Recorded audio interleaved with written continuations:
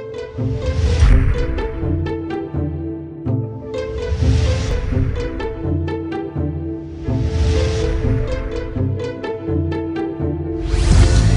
everyone, I'm the Gypsy Culinary Queen coming to you with another edible episode right here live at Atlanta Bread in Virginia Beach with my special guest, Catherine Gutierre. Hi Catherine. Hi, thanks for letting me come in and jump behind the counter here. absolutely. I think if I spend any more time behind your counter, you're going to have to train me on how to ring customers up and help them.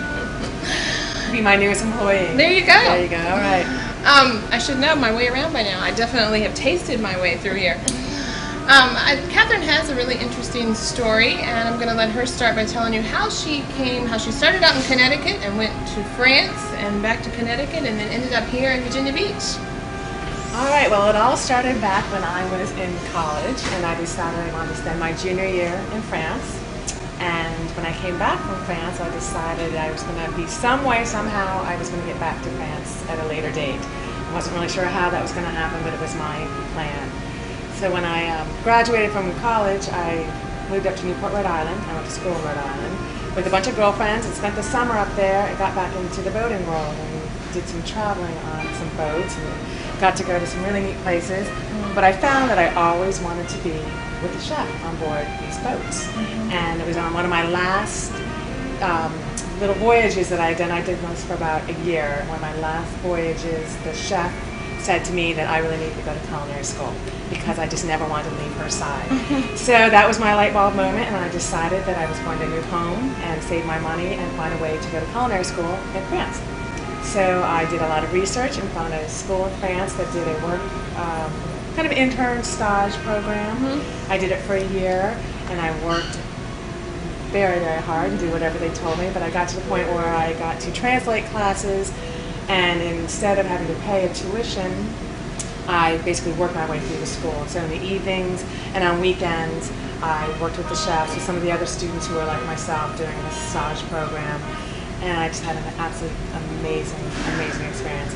Moved back to Connecticut because that was home for me, and met my husband and did a little wandering around and lived in Colorado, and eventually had the opportunity to come down to Virginia Beach, which is where my husband's whole family is from, to open Atlanta Bread and pursue the restaurant business. And so I'm kind of in a different place than I maybe had thought I would be, but it's been a really amazing journey. Now let's talk for a minute, because you were very young when you took that journey out into France. So you were how old? Well, when I went for my junior year, I believe I was 20 at the time, and then when I moved back the second time, I was 24.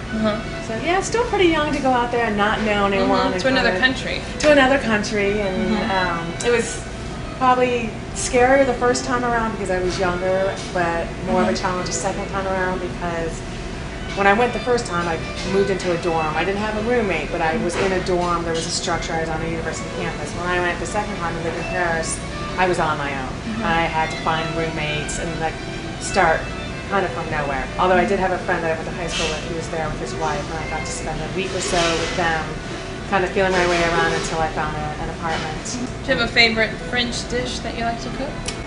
Well, I made chicken chaussure last night, beef bourguignon, coquille Saint-Jacques, anything French.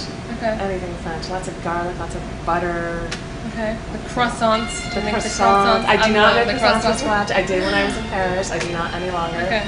Because that's just too time consuming. I saw that on the cooking channel, and they were spreading out the dough, and then they folded. They put fold the little it, pats of roll it butter in. and they fold it together. Yes, that looked like very. And we actually, when we made the puff pastry from scratch when we were in France. I think that's somewhat of a lost art in the United States. I certainly there are very nice restaurants that still do that, but I think the average person is not spending their time there. That's right. Time. No, they're coming to some place like Atlanta Bread and buying having it done for them. Exactly. Now let's talk a minute, because Michael, your husband, is also a chef. Yes. So now he has also had culinary training, and he went to the French Culinary Institute in Manhattan. Okay. And that was 13 years ago. I guess I had already been to culinary school in Paris, and we were living in Colorado, and we knew he wanted to go to culinary school. We decided to go back to Connecticut and commute into New York. And so that's what we did for a year. So we always had this dream of having a restaurant.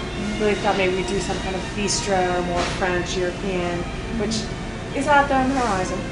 Eventually. But yeah, so we both have culinary tips, and he is a fabulous cook.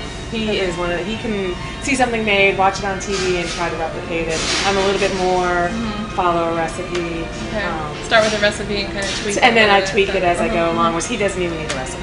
And for baking, even for baking, he thinks he doesn't need a recipe. That's a challenge, because the baking is a formula. Yeah, right. You mess a little too much flour, a little too much liquid. It doesn't work out, but he tries. Okay, that's excellent. Now, together, from my perspective, being an artist also, that must be, and a cook, that must be amazing to have another person, kind of a team, that you work together. Do you guys get in the kitchen and cook together? And we do, but our kitchen at home is a bit small, so sometimes I find I get a little frustrated because we're bumping into one another. Okay. But yeah, if we have a gourmet group or just have a party of some sort and have people over, we'll both get in there and cook. And that's great. Yeah, it's a lot of fun. That's great. It's a lot of fun, and it's what we've always done, so it's just, that's what I know.